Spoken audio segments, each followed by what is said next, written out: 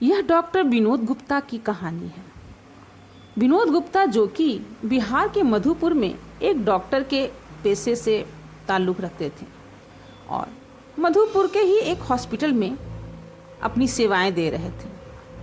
उन्हें गरीबों से काफ़ी हमदर्दी थी, लेकिन उनकी ये हमदर्दी एक दिन उन्हीं पर भारी पड़ जाएगी, उन्होंने यह नहीं सोचा था।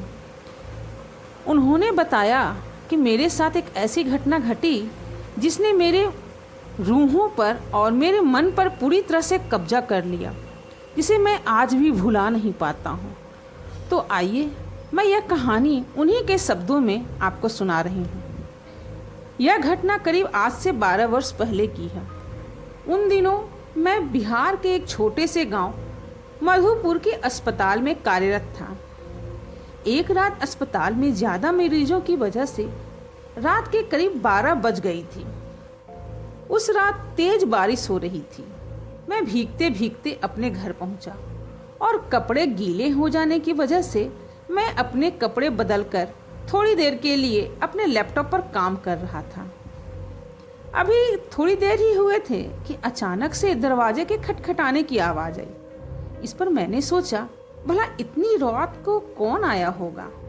मैंने दरवाज़ा खोला और देखा कि एक लड़की जो कि बरसात में भीगी थी और वह एक लैंप लेकर मेरे पास आकर रो रही थी। मैंने उससे पूछा, क्या हुआ?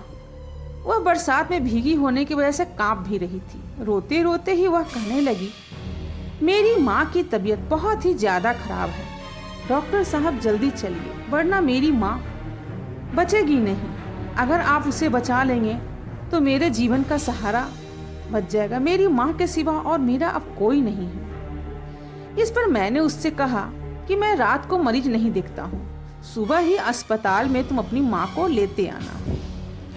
मगर वो लड़की जाने को तैयार नहीं थी और रो रो कर गिड़गिड़ाने लगी। उसकी आवाज़ को सुनकर मेरी पत्नी को उस लड़की पर दया आ गई और उसने मुझे उस लड़की के साथ जाने को कहा और कहा, बेचारी बच्ची है, परेशान हो जाएगी, क्यों नहीं जाकर देख लेते हो। मैंने मन को परेशान होते हुए भी समझाने का कोशिश किया और अपनी गाड़ी निकाली। सुनसान रास्तों से होते हुए वो लड़की मुझे 5-7 किलोमीटर दूर एक दूसरे गांव में ले गई। मैंने सोचा कि ये लड़की इतनी रात को मेरे यहाँ कैसे पहुंची, लेकिन मैंने इन बातों की तरफ ज़्यादा ध्यान न देते हुए एक मकान में पहुंचा और वहाँ उसकी माँ बीमार पलंग पर लेटी हुई थी।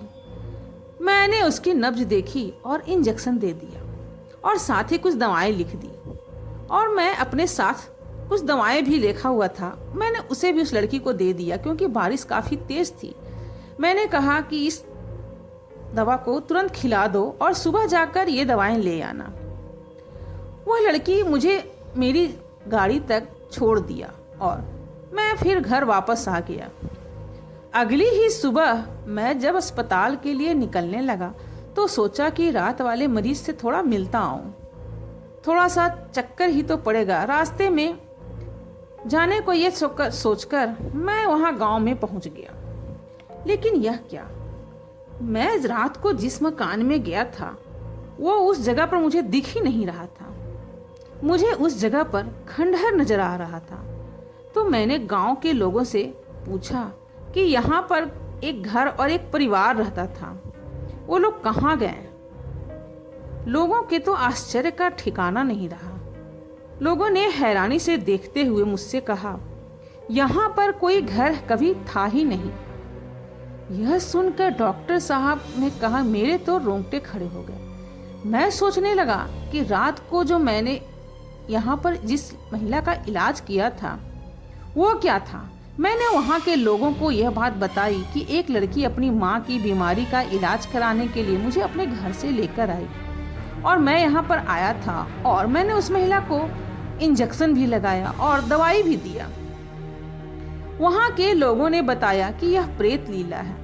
हर साल किसी न किसी एक इंसान के साथ यह घटना होती है। ये तो गनीमत है कि आप जिंदा बच गए, वरना वो आत्मा आपको जिंदा नहीं छोड़ती। मैं हालांकि भूत प्रेत में ज़्यादा विश्वास नहीं रखता था। मैं जब गांव वालों के साथ खंडहर में पहुंचा तो उस खंडहर के बाहर मेरी गाड़ी के पहिए के निशान थे और वो इंजेक्शन और दवा भी वहाँ पर पड़े हुए थे। मैंने लोगों को दिखाया और बताया कि यह देखिए, मैंने लोगों का इलाज किया है। मुझे अब भी इस बात का एहसास था कि मैंने यह सही में इलाज किया है, वो सब सारी बातें सच्ची थी।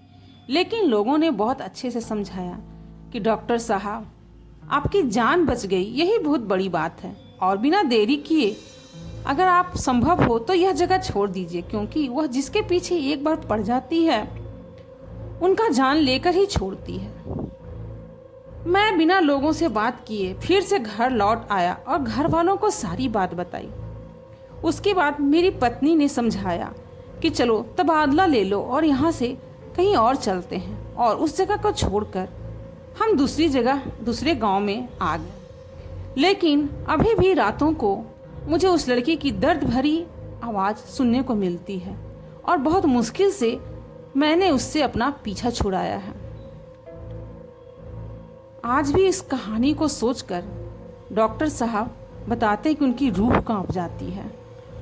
आपको मेरी ये कहानी कैसी लगी कमेंट करके बताएं, और अगर पसंद आ रही हो तो मेरे चैनल को लाइक, शेयर और सब्सक्राइब करें।